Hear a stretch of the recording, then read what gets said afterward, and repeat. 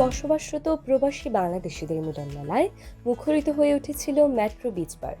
গত ১৯ জুলাই রবিবার মিশিগানের হ্যারিসন টাউনশিপের এই পার্কে অনুষ্ঠিত হয় বিয়ানীবাজার সামাজিক ও সাংস্কৃতিক সমিতি ইন্ট মিশিগানের আনন্দঘন বার্ষিক বনভোজন।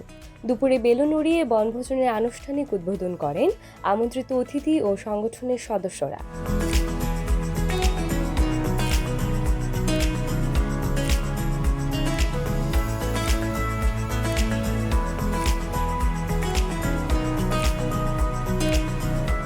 মেট্রো পার্কের মনোরম প্রাকৃতিক পরিবেশে আয়োজিত এই বনভোজন প্রবাসীদের কাছে এক টুকরো বাংলাদেশে পরিণত হয়। বিচের পাড়ে আয়োজিত এই অনুষ্ঠানে আগত অতিথি এবং সংগঠনের সদস্যদের স্বতঃস্ফূর্ত অংশগ্রহণে পুরো পরিবেশ প্রাণবন্ত হয়ে ওঠে। দিনের বেশিরভাগ সময় জুড়েই কেউ মেতেছিলেন নানা ধরনের খেলাধুলায়, আবার কেউ কেউ বিচের পানিতে সময় কাটিয়ে আনন্দ উদযাপন করেন।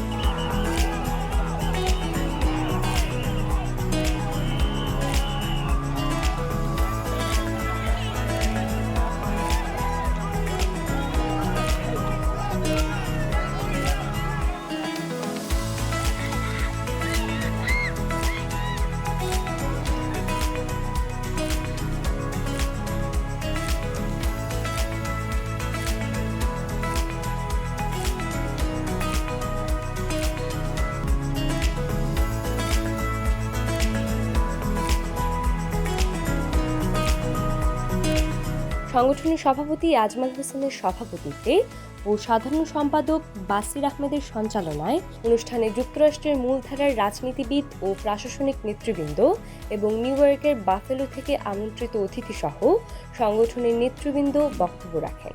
এই সময় সংগঠনের সভাপতি ও সাধারণ সম্পাদক সহ অন্যান্য সদস্যদের হাতে বাফেলোর পক্ষ থেকে একটি ক্রেস্ট তুলে দেন আগত অতিথিরা।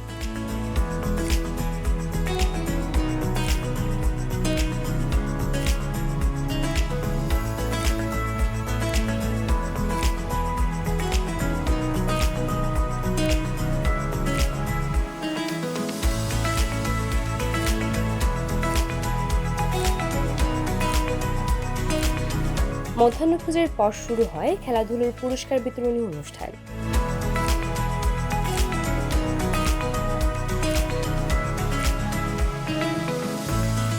বনভোজনের অন্যতম আকর্ষণ ছিল রাফেল ড্র। এতে প্রথম পুরস্কার হিসেবে ছিল একটি হ্যামার গাড়ি এবং দ্বিতীয় পুরস্কার ছিল মিশিগান থেকে ঢাকা যাওয়ার বিমান টিকিট। এছাড়া বিজয়ীদের জন্য 3টি স্মার্ট টিভি সহ অসংখ্য আকর্ষণীয় পুরস্কার রাখা হয়েছিল। প্রবাসীর কর্মব্যস্ত জীবনে কমিউনিটির সদস্যদের মধ্যে পারস্পরিক ভ্রাতৃত্ব ও সৌহার্দ্য বৃদ্ধির লক্ষ্যেই এই বনভোজনের আয়োজন করা হয়েছে বলে জানান সংগঠনের সভাপতি আজমাল হোসেন।